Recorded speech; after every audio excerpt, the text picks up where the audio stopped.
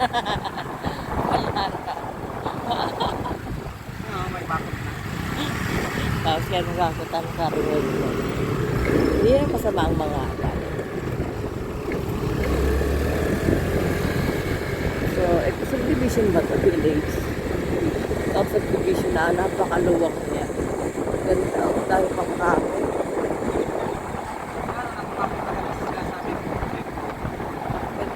Ito yung gusto kong lugar eh. Yung tipong ang dami ang kahoy pa na sa yung sa atin. Para ibigay ng fresh air. Pagtatanim ako. Diba?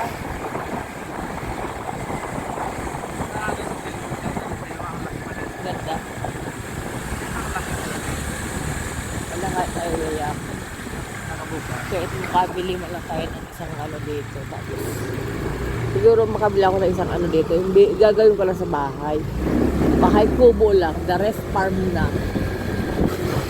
Diba? Yung siguro yung bakura namin meron ng ano. Meron ng pusa. May gulayan. May basukan. Babuyan. Ito na lahat. Ganda dito.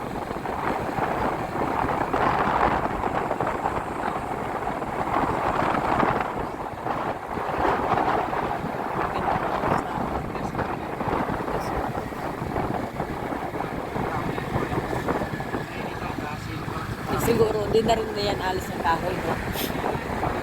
Kasi isa rin sa ano, maganda ng views, eh.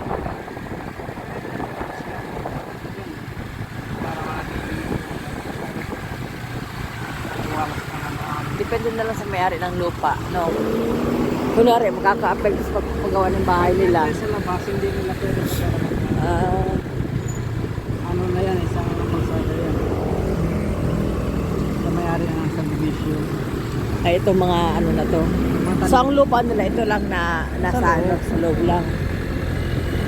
Sa labas yan, hindi lang pwede. Ito lang nagpangit. Ito pa, malimot ko na dyan.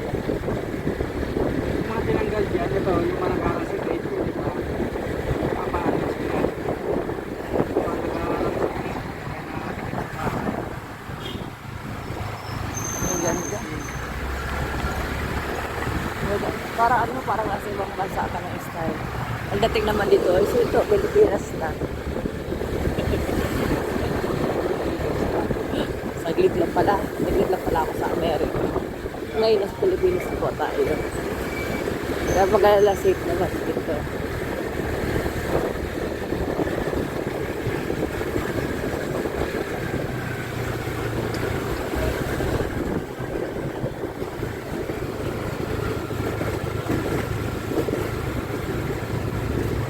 Buti may exit sila sa ganun, no?